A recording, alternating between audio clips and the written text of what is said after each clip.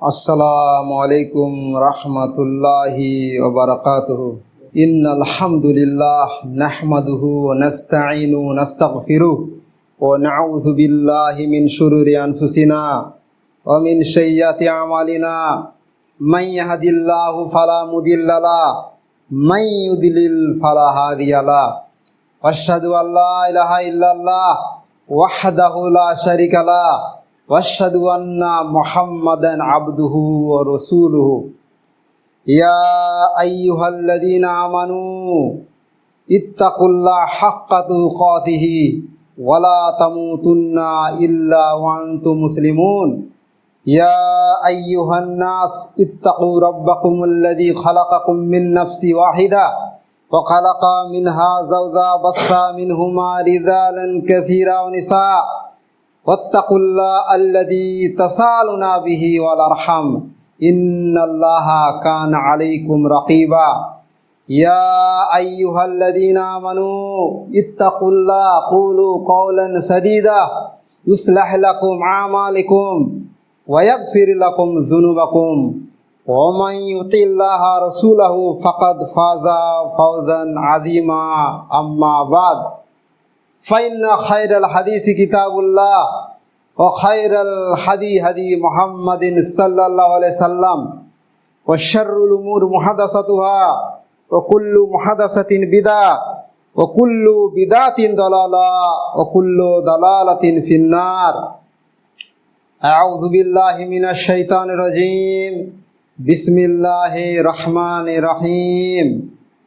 वबदा लहुम मिनल्लाहि मा लम यकूनू यहतसिबून वत्लु मा ऊहिया इलैका मिन किताबी वअकीमुस सलाता इन्नस सलाता तन्हा अनिल फहशाइ वल मुनकर वला ज़िक्रुल्लाहि अकबर वल्लाहु यअलमु मा तस्नऊन।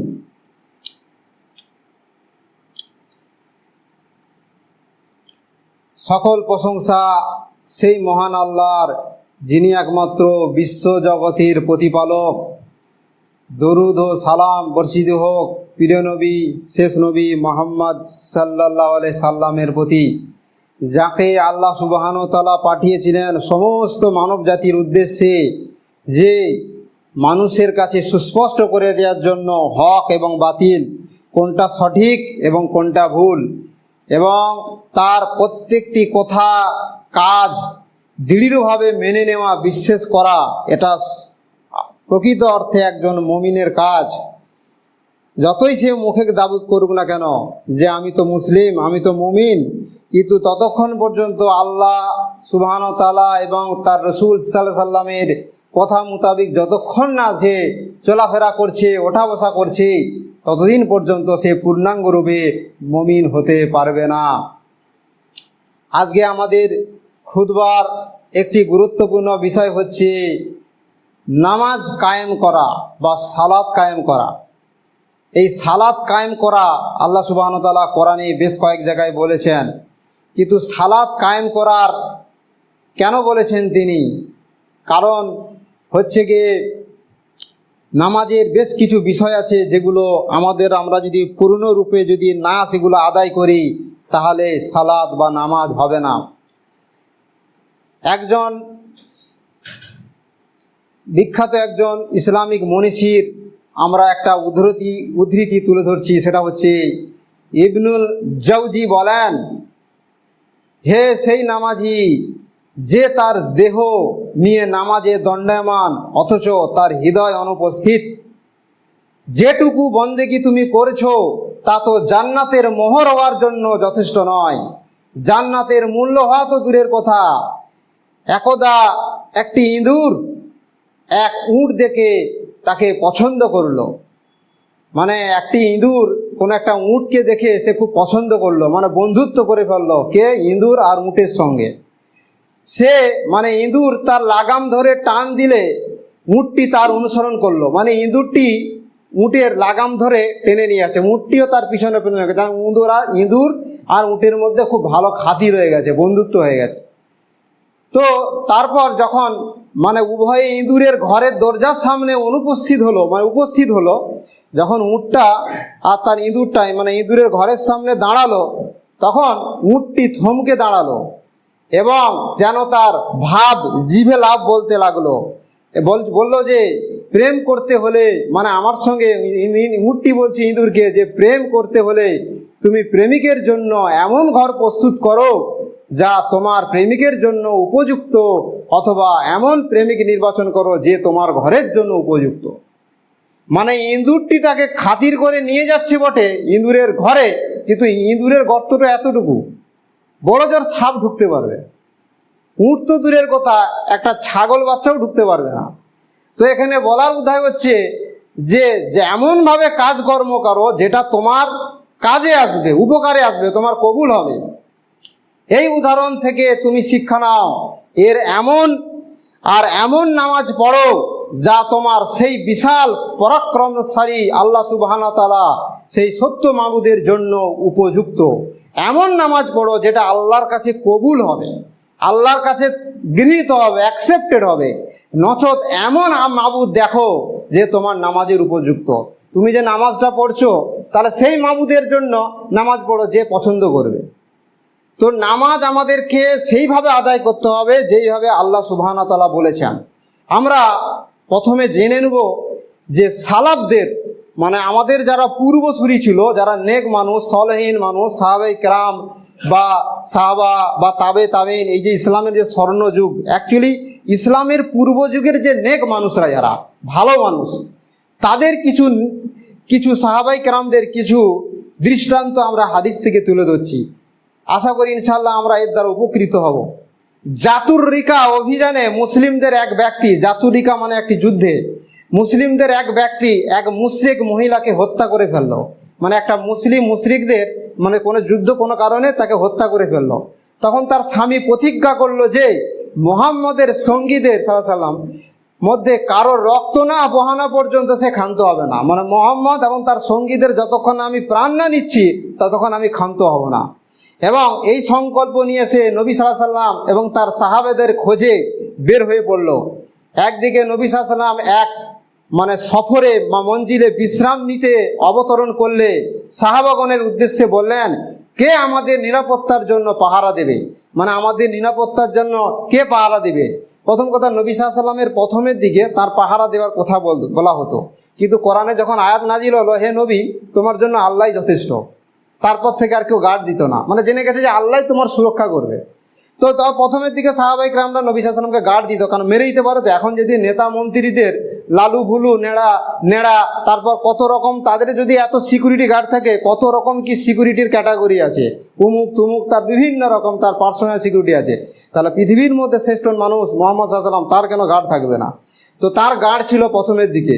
তারপর তারা দুজন যখন উপত্যকার মুখে পৌঁছালেন, তখন মুহাজিরি বিশ্রামের জন্য ঘুমালেন এবং আনসারি উঠে নামাজ পড়তে শুরু করলেন। এক আনসারি এমতো অবস্থায় এই মুশরিক লোকটি, মানে যেই লোকটা মানে মারার জন্য খুঁজছিল সাহাবায়ে কেরামদের কাছাকাছি এসে তখন তার নামাজির আবছা দেহ দেখছে যে একজন ব্যক্তি নামাজ পড়ছে, সে মুশরিক ব্যক্তি। তখন সে বুঝলো নিশ্চয়ই ও মুহাম্মাদের একটি গুপ্তচর, মানে মুহাম্মদ সাল্লাল্লাহু আলাইহি ওয়াসাল্লামের গুপ্তচর, সে বুঝে গেল। সুতরাং তার প্রতি তীর নিক্ষেপ করলো। সে দূর থেকে তীর ছুঁড়ে মারলো, তার সঠিক নিশানায় পৌঁছে আনসারিকে আঘাত করলো এবং তার শরীরে তীরটা ঢুকে গেল। তিনি তার দেহ থেকে বের করে দিয়ে নামাজেই মশগুল থাকলেন। আল্লাহু আকবার। নামাজের মধ্যে দাঁড়িয়ে আছে, তীরটা বার করে দে, নামাজের মধ্যেই দাঁড়িয়ে আছে। আজকে যদি আমাদের সামনে একটা পিঁপড়া চলে যায়, নামাজ ছেড়ে দিয়ে আগে পিঁপড়া মারা শুরু করে দিই, বা মশা কামড়াচ্ছে পিঁপড়া, তা তো দূরের কথা, এর থেকে আরো করুণ অবস্থা।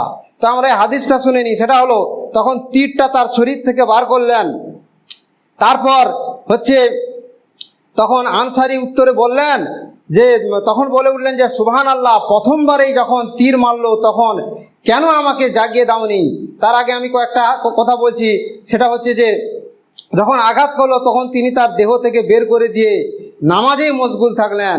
এইভাবে পরপর 3খানা তীর খেয়েও তা বের করে ফেলে রুকু সিজদা করে সম্পন্ন করলেন। 3টি তীর মারলো, তখন সেই তীরটা বার করে রুকু সিজদা সঠিকভাবে করলো। তারপর মুহাজিরি সঙ্গী জেগে উঠলেন। তারপর যে মুহাজিরি সঙ্গী যে ঘুমাচ্ছিল সে জেগে উঠল। তারপর মুশরিকটি তার কথা ওরা জানতে পেরেছেন ভেবে, যে বুঝতে পারলো মুশরিক এরা জানতে পেরে গেছে, তখন সে পালিয়ে গেল। এরপর মুহাজিরি যখন আনসারীদের রক্তাক্ত দেহের, সাহাবীদের রক্তাক্ত দেহের প্রতি লক্ষ্য করলেন, তখন বলে উঠলেন সুবহানাল্লাহ। প্রথমবারেই যখন তীর মারলো, যখন প্রথমেই ওই কাফের যখন তীর মারলো, আনসারী উত্তরে বললেন, আমি এমন একটি সূরা পাঠ করলাম, মানে যাকে তীর মারা হয়েছে, এমন একটি সূরা পাঠ করলাম যে শেষ না হওয়া পর্যন্ত আমি পছন্দ করলাম না। আমি এমন একটা নামাজের মধ্যে এতটা আমি মশগুল হয়ে গেছি, এমন একটি সূরা পাঠ করছিলাম যে আমার নামাজটা কিছুতেই ছাড়তে ইচ্ছা হলো না। এই হাদিসটা আবু দাউদে আছে, মুসনাদ আহমদে, দারাকুতিনি বিভিন্ন হাদিসের কিতাবে আছে, হাদিসটা সহিহ। তার মানে একজন সাহাবীর নামাজের অবস্থা কি, আর আজকে বর্তমান মুসলমানদের নামাজের অবস্থা কি, কত আকাশ জমিন পার্থক্য। আলী বিন হুসেন রহমতুল্লাহ আলাইহ যখন নামাজের জন্য ওযু সম্পন্ন করতেন, তখন তার দেহে কম্পন শুরু হতো। এ ব্যাপারে তাকে প্রশ্ন করা হলে তিনি বললেন যে ধিক তোমাদের প্রতি, তোমরা জানো কি কার সামনে দাঁড়াতে যাচ্ছি, কার সাথে মুনাজাত করতে যাচ্ছি। মানে সে এতটা মানে একগ্রতার সাথে যেত, বলতো যে আমি কার সামনে দাঁড়াতে যাচ্ছি, যে আমি কেন আমি যত্নবান হব না নামাজের জন্য বা ওযুর জন্য। তো এই হচ্ছে সালাফদের হচ্ছে নামাজের তাদের দৃষ্টান্ত। কিন্তু আজকে আমাদের আফসোস, নামাজের অবস্থা এতই করুণ যে আজকে আমরা নামাজের জন্য মোটেও আমরা মনোযোগী না। হাজার কথা নামাজের মধ্যে আমাদের চিন্তা আসে এবং আমরা দেখতে চাই যে নামাজ কখন শেষ হয়ে যাবে, আমাদের কখন আমরা মসজিদ থেকে বেরিয়ে যেতে পারবো। এটাই হচ্ছে আমাদের চিন্তা চেতনা। কিন্তু আমাদের এর সমস্যা কি আমরা আলোচনা করব। আমাদের এই নামাজের মধ্যে একাগ্রতা, একনিষ্ঠতা আনার আমাদের কি উপায় রয়েছে, আমরা কতকগুলো আমরা এর বিষয় জানতে পারবো। এক নম্বর হচ্ছে, আপনি যে নামাজ পড়ছেন তা নিশ্চয়ই একমাত্র আল্লাহর উদ্দেশ্যে। সুতরাং আল্লাহর সন্তুষ্টি লাভের উদ্দেশ্যে, তার হুকুম পালনার্থে, তার প্রতি বিশেষ অনুরাগ, ভক্তি, প্রেম প্রকাশার্থে, তার নৈকট্য ভালোবাসা অর্জনের আশায়, তার আযাবের ভয়ে, তার সওয়াব ও ক্ষমার কামনাতেই হচ্ছে আমাদেরকে নামাজ কায়েম করতে হবে। তারপর হচ্ছে নামাজে দাঁড়িয়ে আমাদের মনে করা উচিত যে আল্লাহর খাস দরবারে আমরা হাজির হয়েছি। আপনি যেন তাকে দেখছেন, আমরা যেন তাকে দেখছি আল্লাহকে। তিনি আরশের উপর রয়েছেন, সেখান হতেই তিনি সারা সৃষ্টির প্রতি সূক্ষ্ম দৃষ্টি রেখেছেন। তিনি আপনার নামাজ পড়াও দেখছেন। অবশ্যই তার কোনো প্রকার আকার, প্রতিমূর্তি, কোনো রকম কোনো কল্পনা অন্তরের মধ্যে আনা যাবে না। এইরকম একটা চিন্তা চেতনা রাখতে হবে। তারপর হচ্ছে নামাজে দাঁড়িয়ে হচ্ছে স্মরণ করতে হবে যে আপনাকে মরতে হবে, আমাদেরকে মরতে হবে এবং ফিরে যেতে হবে সেই বিশাল বাদশার নিকট, যার সামনে আপনি দণ্ডায়মান আছেন, আর হিসাবও লাগবে তার কাছে সকল কাজের। ধরে নিন হয়তো আপনার এটা শেষ নামাজ, ধরে নিতে হবে আমরা যে নামাজটা পড়ছি এটা শেষ নামাজ, এর পরবর্তী নামাজ না হতে পারে। আমরা জানি আজ থেকে বেশ কয়েক বছর আগে নিউজিল্যান্ডে একটা জুম্মার দিন একটা মর্মান্তিক ঘটনা ঘটেছিল, যেখানে মুসলিমরা জুম্মার নামাজের জন্য তারা এসেছিল, কিন্তু একটা সন্ত্রাসী হামলায় মুসলিমদের উপর অনেক গুলি চালানো হয়েছিল এবং অনেক মুসলিম সেখানে মারা গিয়েছিল। তারা জুম্মা পড়তে গেছে, বাস তারা মারা গেছে। তার মানে এর দ্বারা বোঝা যায় যে মৃত্যু কতটা কাছে। নবী সাল্লাল্লাহু আলাইহি ওয়াসাল্লাম বলেন, তুমি তোমার নামাজে মরণকে স্মরণ করো, কারণ মানুষ যখন তার নামাজে মরণকে স্মরণ করে তখন যথার্থই সে তার নামাজকে সুন্দর করে। সে যে মনে করে না যে এছাড়া সে অন্য নামাজ পড়তে পারবে, তুমি প্রত্যেক সেই কর্ম থেকে দূরে থাকো যা করে তোমাকে অপরের নিকট হচ্ছে ক্ষমা চাইতে হয়। তারপর হচ্ছে আমাদের মনে করা উচিত যে আল্লাহর সাথে আমরা কথা বলছি, আল্লাহ হচ্ছে আমাদের কথা শুনছেন এবং জবাবও দিচ্ছেন। কারণ মহান আল্লাহ বলেন, আমি নামাজ খেয়ে আমার ও আমার বান্দার মাঝে আধা আধি করে ভাগ করে নিয়েছি, আর আমার বান্দার জন্য তাই রয়েছে যা সে প্রার্থনা করে। সুতরাং বান্দা যখন বলে আলহামদুলিল্লাহ, আমরা সূরা ফাতিহাতে যখন বলি আলহামদুলিল্লাহ রব্বিল আলামিন, তখন আল্লাহ বলেন আমার বান্দা আমার প্রশংসা করলো। সহিহ মুসলিম মিসকাতে হাদিসটি রয়েছে। তারপর হচ্ছে নামাজে খেয়াল করুন, আপনি এক অপরাধী, ক্ষমার ভিখারি, আপনি এক পলাতক দাস, অনুতপ্ত হয়ে তার অনুগ্রহ প্রার্থনা। আপনি একজন দুর্বল ক্ষমতাহীন ক্ষমতার ভিখারি, আপনি একজন নিঃস্ব অসহায়, সাহায্য ও সহায়তায় অভিলাষী, পথভ্রষ্টদের পীড়িত, নিরাপত্তা ও নিরাময়ের ভিখারি। এবং হচ্ছে আমাদেরকে এই রকমভাবে নামাজের মধ্যে অসহায়, খুব দুর্বল মনে করতে হবে। আর একটা হচ্ছে আমাদের নামাজের মধ্যে একটা জিনিস চিন্তা করা উচিত, সেটা হচ্ছে নামাজ হচ্ছে আমাদের চক্ষু শীতল করে, হৃদয় মন ভরে উঠে শান্তি ও স্বস্তিতে, উপশম হোক সকল প্রকার ব্যথা ও বেদনা। নবী সাল্লাল্লাহু আলাইহি ওয়াসাল্লাম বলেন নামাজে আমার চক্ষু শীতল করা হয়েছে, নামাজে আমার চক্ষু শীতল করা হয়েছে। এই জন্য তিনি বিলাল রাদিয়াল্লাহু আনহু বলতেন যে নামাজের ইকামত দিয়ে তাড়াতাড়ি আমাদেরকে শান্তি দাও, হে বিলাল তুমি তাড়াতাড়ি নামাজে আজান বা ইকামত দিয়ে তুমি আমাদেরকে হচ্ছে আমাদের চোখে শান্তি দাও। এই সময় আমরা হচ্ছে আরেকটা নামাজের মধ্যে একাগ্রতা হচ্ছে মানে খুশু আনার পদ্ধতি হচ্ছে, সেটা হলে নামাজের মধ্যে মিষ্টি করে সুন্দর কিরাত করা। সুন্দরভাবে যত কেরাত হবে সুন্দরভাবে, তত নামাজের মধ্যে আমাদের খুশু আসবে, মানে কিরাতটা সুন্দর করে করতে হবে। কিন্তু আফসোস আজকে আমরা বেশিরভাগ মানুষ নামাজে যে সূরাগুলো পড়ি ঠিকঠাক পড়তে পারি না, চেষ্টা করি না। হ্যাঁ, চেষ্টা করার পর ভুল হচ্ছে সেটা ভিন্ন কথা। সেই আলাম তারা লিলাফি করে সেই একই রকমভাবে সে বাংলা উচ্চারণ থেকে মুখস্থ করা হয়েছে, বা সেই পড়তে আছে না। এইগুলো আমাদের কারীদের তেলাওয়াত চালিয়ে এই সূরাগুলো আমাদেরকে শুনে প্র্যাকটিস করতে হবে সুন্দর করে। তাহলে কি হবে, আমরা যদি নামাজের মধ্যে কিরাতটা সুন্দর করি, তেলাওয়াতটা সুন্দর করি, তাহলে আমাদের নামাজের মধ্যে একাগ্রতা আসবে। তারপর হচ্ছে নামাজ যদি আপনার চক্ষু শীতলতা হয়, তাহলে নিশ্চয়ই কোনো নামাজ আপনার পক্ষে ভারী হওয়া উচিত নয়। নামাজ যদি কারোর চক্ষু শীতল করে, তাহলে কোনো নামাজ হচ্ছে কারোর জন্য ভারী হওয়া উচিত না। কারণ হচ্ছে নামাজ ভারী হয় একমাত্র মুনাফিকদের জন্য। যেমন আল্লাহ সুবহানাহু ওয়া তাআলা কোরআনের সূরা তাওবার 54 নম্বর আয়াতে বলছেন ইন্নাল মুনাফিকিনা ইউখাদিউনাল্লাহা ওয়া হুয়া খাদিউহুম ওয়া ইযা কামু ইলা সালাতি কামু কুসালা ইউরাউনা নাসা ওয়া লা ইয়াযকুরুনাল্লাহ ইল্লা কালিলা। মুনাফিকরা যখন নামাজে দাঁড়ায় তখন অলসতার সাথে, শৈথিল্যর সাথে কেবল লোক দেখানোর জন্য দাঁড়ায়। কারণ মুনাফিকরা তো লোকদের উদ্দেশ্যেই হয়েছে, তারা তো আল্লাহর জন্যই তারা মুসলিম হয়নি, তারা তো লোকদেরকে সন্তুষ্টি করার জন্য পরিবেশের খাতিরে হয়েছে। তো তারা কি নামাজে যখন দাঁড়ায় খুব অলস, হাই উঠছে, যেন এদিক বাঁকছে ওদিক বাঁকছে, কত রকম অবস্থা। এগুলো কিন্তু মুনাফিকদের নামাজ। নবী সাল্লাল্লাহু আলাইহি ওয়াসাল্লাম বলেছেন ঈশা ও ফজরের নামাজ হচ্ছে মুনাফিকদের জন্য সবচেয়ে ভারী নামাজ। ঈশার নামাজ আর ফজরের নামাজ সব থেকে ভারী নামাজ। এই দুটা নামাজ অত্যন্ত গুরুত্বপূর্ণ, যদিও আসরের নামাজও খুব গুরুত্বপূর্ণ। তো এটা হচ্ছে, সুতরাং হচ্ছে আরেকটি বিষয় হচ্ছে সেটা আমাদের জানা উচিত যে নামাজে রুহু বা জান আনতে যে জিনিস বেশি সাহায্য করে তা হলো নামাজে যা পড়া বা বলা হয় তার অর্থ বোঝা। নামাজের যে রুহু, যে জান, যেটা নামাজের মধ্যে একাগ্রতা আনতে, নামাজের মধ্যে মন বসাতে যেটা সবথেকে বেশি সাহায্য করে, আমরা নামাজে যা পড়ছি সেটাকে বুঝতে হবে। তো আমরা একটা আয়াত পড়ছি সূরা মুলকের, ইন্নাল্লাযীনা ইয়াখশাউনা রাব্বাহুম বিল গায়বি লাহুম মাগফিরাতু ওয়া আজরুন কাবীর। ইন্নাল্লাযীনা, নিশ্চয়ই যারা ইয়াখশাউনা, আল্লাহকে ভয় করে, ভয় করে, রাব্বাহুম তার প্রতিপালককে, বিল গায়বি লাহুম না দেখে, মাগফিরাতু ওয়া আজরুন কাবীর তার জন্য আছে ক্ষমা, বিশাল বড় পুরস্কার।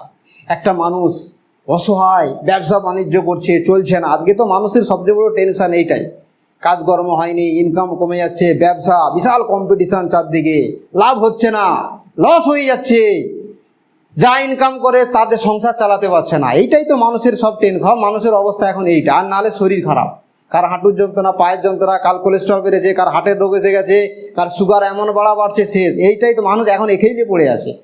তো এই মানুষটা যখন নামাজের মধ্যে মুমিন অবস্থায় যদি পড়ে, তখন পড়বে ইন্নাল্লাযীনা, হে মানুষ, তখন ভাববে যে আমার যতই দুনিয়ার কষ্ট, যাই কিছু দুশ্চিন্তা থাকুক না কেন, আমার জন্য হচ্ছে আমি তো আল্লাহকে ভয় করি, আমি না দেখে আল্লাহকে ভয় করি, আমার জন্য আছে বিশাল বড় পুরস্কার, ক্ষমা, বিশাল বড় জান্নাত, যে কথা কোরআনে বহু জায়গায় বলা আছে। এইটা আমার মনে মনে আমার নামাজের মধ্যে আনতে হবে। তার মানে কি, কোরআনের মধ্যে আমরা যে নামাজের মধ্যে যেগুলো পড়ছি, এগুলোর অর্থ জানা আমাদের প্রত্যেককে জরুরি, সবাই জরুরি। প্রত্যেকটা যেই সূরাগুলো অন্তত পড়ছি, এতে কি হবে হচ্ছে, যেমন এবার নামাজের মধ্যে যদি কেউ অর্থ না বুঝে কি হয়, যেগুলো পড়ছি, এটা হলো কি হবে, নারকেলের খোসা না ভেঙে উপরে কামড় দিলে যেমন নারকেলের স্বাদ পাওয়া যায় না, ঠিক এইরকম টাইপের। যেমন আমি নারকেলের খোসা ছাড়ালাম না, কিন্তু উপরে কামড় দিলাম, কি হবে না, নারকেলের ভিতরে শ্বাসটা বার করতে হবে। তো নামাজের মধ্যে যদি অর্থ বুঝায় তখন চেষ্টা করতে হবে, পরন্তু মেহনত বরবাদ ও দাঁতে দরদ হয়। অনুরূপ আরবি ভেঙে না বুঝে নামাজ পড়লেও নামাজের কোনো স্বাদ পাওয়া যায় না, তাতে বিশেষ তৃপ্তি ফললাভ হয় না। এই জন্য ইলম চর্চা করা অত্যন্ত জরুরি। এই জন্য আমরা প্রায় খুতবাতে আলোচনা করি, প্রায় সব সময় আমাদের ওলামায়ে কেরামরা বলে থাকে, হে যুবক, যারা যুবক ছেলে, ইলম চর্চা করো, না হলে বিশ্বাস করো তুমি জান্নাতে যেতেই পারবে না। আজকে ইলেম ছাড়া মানুষ মাজার পূজারি হচ্ছে, আজকে ইলেম ছাড়া মানুষ পীরের মুরিদ হচ্ছে, ইলেম ছাড়া তাবিজ করছে। আজকে একটা বাচ্চা আছে বাড়িতে, কারুর গ্রামে মহল্লাতে, যে তার গায়ে তাবিজ নেই, কেন? সেই ইলেম চর্চা করেন, সবাই লাগায়। যদি তাকে বলা তুমি কেন তাবিজ লিখেছি, বলে সবাই যে হুজুররা দিছে, মোল্লা দিছে, মোল্লা দিছে মানে হুজুর দিছে মানে ঠিক, মানে ধর্ম মানার ক্ষেত্রে কানা অন্ধ, অথচ বাজারে গেছে চোখ কান খোলা মুরগা। যখন বাজার থেকে যখন খুচো পয়সা আনতে গেছে, চেঞ্জ আনতে গেছে 500 টাকার খুচো, একদম চোখকে বড় করে দেখতেছে আসল নোট না নকল নোট, একটু যদি ছেঁড়া থাকে না না না চলবে না। কত সতর্ক, সাবধান। আজকে আমাদের অবস্থা কি আর সাহাবায়ে কেরামদের অবস্থা কি? আজকে আমাদের অবস্থা হচ্ছে কি, আগে কাজ, মানে আগে হচ্ছে কি, মানে আমরা দিন খেয়ে, দুনিয়াকে দিন খেয়ে বলছি কি আমি ব্যস্ত আছি, খুব ব্যস্ত ভাই। একজন ভাই বলছে সেও সহি আকীদা, মানে সহি আকীদা নিয়ে যে কত বিভ্রান্তি চলে আল্লাহ ছাড়া কেউ জানে। মানে একটু শিরক বিদআত জেনে গেছে, ছেড়ে দিয়েছে, বাস সে সহি আকীদা হয়ে গেছে, মানে একেবারে আহলে হাদিস সালাফি, অথচ আহলে হাদিস কথার অর্থই সে জানেনি। আর ভাই আহলে হাদিস হওয়া সব থেকে বেশি কঠিন। আহলে হাদিস মানে প্রত্যেকটা কথা কাজ তোমাকে কোরআন হাদিস দিয়ে চলতে হবে, কারণ কোরআনও হাদিস, হাদিসও হাদিস, দুটোই হাদিস। প্রত্যেকটা কথা, সে বিয়ে শাদী, একজন বেদাতি বিয়ে করতে যে সবাই যেভাবে করে সেভাবে করে, আর একজন বেদাতি সে হচ্ছে, সে সবাই যেমন চলে হচ্ছে, যেমন বাচ্চা আকিকা করতে হবে 7 দিনে, সে একবারে মুসলমানি, একবারে ডুয়েল কাজ, একবারে মুসলমানি আর আকিকা একসঙ্গে, একবারে ডুয়েল কাজ, একবারে ডাইনামিক গতিতে করে ফেলছে। মানে এত সমস্যা দরকার কি? আমার আকিকার হুজুর বলে দিছে, আকিকার ও যখন মুসলমানি দিবে 8 বছর 9 বছর 10 বছর বয়সে, তখন দিয়ে দিচ্ছি। অথচ আকিকা দেওয়ার উচিত ছিল 7 দিনে, না হলে 15 দিনে। 7 দিন হওয়াটা সব থেকে শুদ্ধ ছিল। তো যাই হোক, মোট কথা হচ্ছে ইলম চর্চা না করা আমাদের হচ্ছে মূর্খতা, অজ্ঞতা। আল্লাহ সুবহানাহু ওয়া তাআলা যেন আমাদের সত্যিকারের ইলম চর্চা করা তৌফিক দান করেন, এবং আমরা সালাতকে যাতে খুশু সাথে, আন্তরিকতার সাথে আদায় করতে পারি। আল্লাহ সুবহানাহু ওয়া তাআলা আমাদের জন্য প্রত্যেককে সেই তৌফিক দান করেন এবং ইমানি জজবা দান করেন। আলহামদুলিল্লাহ ওয়াহদা, ওয়াসসালাতু ওয়াসসালামু আলা মান লা নাবিয়্যা বা'দা, আম্মা বাদ। আল্লাহুম্মা সাল্লি আলা মুহাম্মাদিন কামা সাল্লাইতা আলা ইব্রাহিম ওয়া আলা আলি ইব্রাহিম ইন্নাকা হামিদুম মাজিদ। আল্লাহুম্মা বারিক আলা মুহাম্মাদিন কামা বারাকতা আলা ইব্রাহিম ওয়া আলা আলি ইব্রাহিম ইন্নাকা হামিদুম মাজিদ। আমরা আলোচনা করছিলাম নামাজের কিভাবে কায়েম করা যায়, কি করলে নামাজ কায়েম হয়। তো নামাজ কায়েম করতে গেলে যেই জিনিসটা আমাদের দরকার, নামাজকে আমাদের আদায় করতে হবে খুব ধীর স্থিরতার সাথে, খুবই দরকার, নাহলে কখনোই নামাজ আদায় হয় না। অনেক মানুষকে দেখা যায় যে নামাজ পড়তে যে দ্রুত গতিতে, ফটাফট রুকু, ফটাফট সিজদা। হ্যাঁ, তার যদি কর্মব্যস্ততা থাকে ঠিক আছে সেটা করে নিক, তার যদি পেচ্ছাপ পায়খানার বেগ থাকে সেটা করে আসুক, দরকার নেই। অনেক মানুষ আছে দেখা যাচ্ছে কি আল্লাহু আকবার, সাহাবায়ে কেরামদের যে ফজরের নামাজ আমরা জানি এখন করার বর্তমান, আগের যে নামাজ, যদিও আলহামদুলিল্লাহ আরব দেশগুলোতে, সৌদি আরবে এখনো পর্যন্ত সেই রকম টাইপের মোটামুটি একটা নামাজ আছে। তাদের যে তেলাওয়াত, তাদের যে খুশু, তাদের যে কত সুন্দর যে ব্যবস্থা নামাজের এখনো পর্যন্ত আছে, অথচ আজকে আমাদের ভারতবর্ষের, আমরা বাংলাদেশের বেশ কিছু সুফিবাদের আমরা সৌদি আরব আরব দেশের খালি বিরুদ্ধে কথা বলতেছি। আরে সেখানে নাকি শোনা গেছে মন্দির হয়েছে, আরে সেখানে নাকি শোনা গেছে এই করছে, সেখানে নাকি সিনেমা হল খুলছে, সেখানে নাকি নাইট ক্লাব খুলছে, এই হচ্ছে। আরে ভাই, তুমি আদা ব্যাপারে জাহাজের খবর কেন? আরে তুমি যে পথে আছো সে জাহান্নামের পথে। তারা পীর পূজা করে না, তারা মাজার পূজা করে না, তারা শবে বরাতে হালুয়া রুটি খায় না, তারা মিলাদুন নবী করে না। হ্যাঁ, তারা মুসলিম, তাদের কিছু ভুল থাকতে পারে। তোমার তার যদি দুটো ভুল থাকে, তোমার 200খানা ভুল আছে। তুমি যে পথে আছো বাতিল ইসলাম, ও ইসলাম আল্লাহ কবুল করবে না। তুমি সুফিবাদে বিশ্বাসী, তারা তৌহিদবাদী মুসলিম। তো আজকে আলহামদুলিল্লাহ দেখা যায় সৌদি আরবে আমরা যদি মক্কা মদিনায় যাই, এখনো পর্যন্ত সেই নামাজ আলহামদুলিল্লাহ আছে। ফজরের নামাজে লম্বা কিরাত হচ্ছে।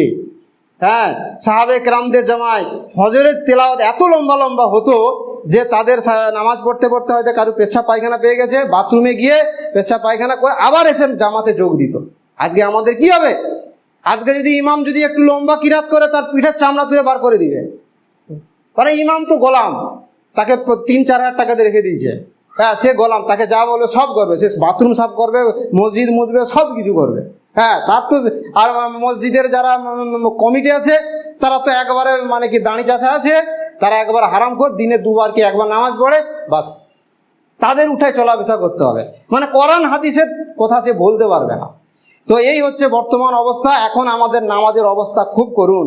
আমরা যদি নামাজ যদি সঠিকভাবে যদি না আদায় করি, আল্লাহর কাছে কবুল হবে না। আর মনে রাখতে হবে, নামাজ এমন একটি বিষয় যেটা কিয়ামতে প্রথম হিসাব নেবে আল্লাহ। এবং হাদিসে আছে, যদি কারণ নামাজ না কবুল হয়, যদি নামাজ যে সে যদি পাস করে যায়, তাহলে সব ইনশাল্লাহ পাস করে যাবে, আর নাহলে পুরো ব্যর্থ হবে।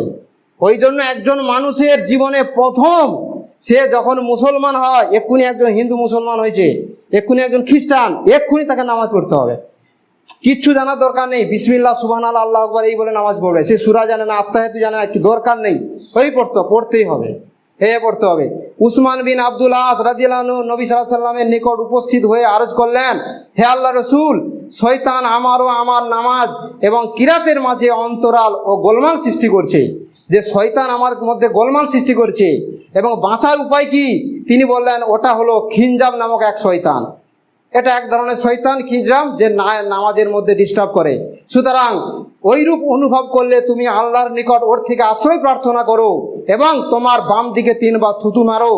উসমান বললেন, এরূপ করলে আল্লাহ আমার নিকট থেকে শয়তানের কুমন্ত্রণা দূরে করে দিলেন। শয়তানের আরেকটা কাজ আমরা জানি, যে আজান দিলে শয়তান বায়ু পাস করতে করতে পালিয়ে যায়, আবার আজান শেষ আবার এসে হাজির। আবার যখন নামাজের মধ্যে আমার শুরু হয়েছে তখন আবার আসে। এবং নামাজের মধ্যে যে কথা আমি জীবনে মনে করিনি এমনি অবস্থায়, মানে নামাজের বাইরে, নামাজের মধ্যে সেটা স্মরণ করা আছে। একজন ব্যবসায়ীকে স্মরণ করছে, আজকে ক টাকার ব্যবসা করলি। আবার এরকমও শুনতে পাওয়া যায়, নামাজি একজন সে বলতেছে ধরে ফেলছে, সে প্রথম রাকাতে ব্যবসার একটা হিসাব করে, দ্বিতীয় রাকাতে আর একটা হিসাব করে, তৃতীয় রাকাতে আর একটা হিসাব করে। নামাজের মধ্যে হিসাব চলছে, কত কি ব্যবসা হিসাব, তার এত বড় ব্যবসা, এত টাকার তার লেনদেন। আল্লাহু আকবার। এই যদি নামাজের অবস্থা হয়, কি হবে বিচারের মাঠে? যেখানে সাহাবে কেরামদের শরীরে তীর ঢুকে যাচ্ছে, নামাজ তীর ছুঁড়ে ফেলে দিয়ে তারা নামাজ আদায় করছে। কত নামাজ আজকে যদি সত্যি আমরা যদি সেরকম পড়ি, পাশ দেখতে যাচ্ছে বুঝতে পারবো না, কারণ সেরকম তো আমাদের ঈমান নেই, আমাদের এত দুর্বল। তো তারপর হচ্ছে আরেকটা জিনিস হচ্ছে আমাদের, সেটা হলো নামাজের মধ্যে এদিক ওদিকে তাকানো যাবে না, এবং হচ্ছে চোখ উপরের দিকে করা যাবে না, একদম সিজদার দিকে তাকাতে হবে। বান্দা যদি তার নামাজে এদিক ওদিক দৃষ্টি না ফিরায়, তাহলে আল্লাহ তার নামাজের প্রতি বিশেষ অনুগ্রহ হন। তারপর আরেকটা আলোচনা করতে পারি, সেটা হলো আপনি নামাজে দাঁড়াবার আগে আপনার সম্মুখ হতে ওই সমস্ত জিনিসকে দূরে সরিয়ে দেন যা আপনার নজর কেড়ে নেবে, মনোযোগ ছিনে নেবে, খেয়াল আকর্ষণ করবে এবং একাগ্রতা নষ্ট করবে বলে আশঙ্কা করেন। আজকে দেখা যায় যে মসজিদের সামনে লেখা আছে মোবাইলের সুইচ বন্ধ করুন, সে দেখা যাবে নামাজ সিজদা করতে তার ওই দিকে চোখে যাবে। ওই জন্য মসজিদকে সাদা মাঠা করা ভালো। অনেক সময় কি হয়, আমি এমন একটা জায়গায় নামাজ পড়ছি, খুব চাকচিক্য ডিজাইন, ওই জন্য দেখা যায় আলহামদুলিল্লাহ যেগুলো আমাদের সালাফি সহিয়াকিদার মসজিদগুলো এক কালারই হয়, সাদা তো সাদা, কোনো রকম ডিজাইন নকশা থাকে না, যাতে তার নামাজের মধ্যে খুশু একাগ্রতা থাকে। আল্লাহ সুবহানাহু ওয়া তাআলা যেন আমাদের প্রত্যেককে নামাজের মধ্যে খুশু খুশু আদার তৌফিক দান করেন। আমরা যারা দুর্বল ইমানের মধ্যে রয়েছি, আল্লাহ সুবহানাহু ওয়া তাআলা যেন আমাদের প্রত্যেককে সঠিক ইলম চর্চা করার মাধ্যমে আমাদের ঈমান তাকওয়া বাড়াবার তৌফিক দান করেন। আমরা যারা তাকওয়া পরেজগারির দিক থেকে অনেক কমজোর, আল্লাহ সুবহানাহু ওয়া তাআলা আমাদের যেন প্রত্যেককে তাকওয়া পরেজগারিতে বৃদ্ধি করে দেন। আজকে আমাদের মুসলিম সমাজে যারা এখনো বেনামাজি আছে, যারা নামাজ থেকে সালাত থেকে অনেক দূরে আছে, তাদেরকে যেন প্রত্যেককে আল্লাহ সুবহানাহু ওয়া তাআলা সালাত কায়েম করার তৌফিক দান করেন এবং আমাদের এই প্রত্যেককে সালাতকে আমরা যাতে হেফাজত করতে পারি আল্লাহ তৌফিক দান করেন। আমাদের জন্য আল্লাহ সুবহানাহু ওয়া তাআলা প্রত্যেকের ভুল ত্রুটি ক্ষমা করে দেন এবং যারা মারা গিয়েছে তাদের জন্য আল্লাহ সুবহানাহু ওয়া তাআলা গুনাহ খাতা ক্ষমা করে দেন এবং আমাদের মুসলিম সমাজে যাতে শিরক বিদআত থেকে দূরে আসে, সুন্নত এবং তাওহীদের উপর প্রতিষ্ঠিত হওয়ার তৌফিক দান করেন। সুবহানা রাব্বিকা রাব্বিল ইজ্জাতি আম্মা ইয়াসিফুন ওয়া সালামুল আলাল মুরসালিন ওয়ালহামদুলিল্লাহি রাব্বিল আলামিন।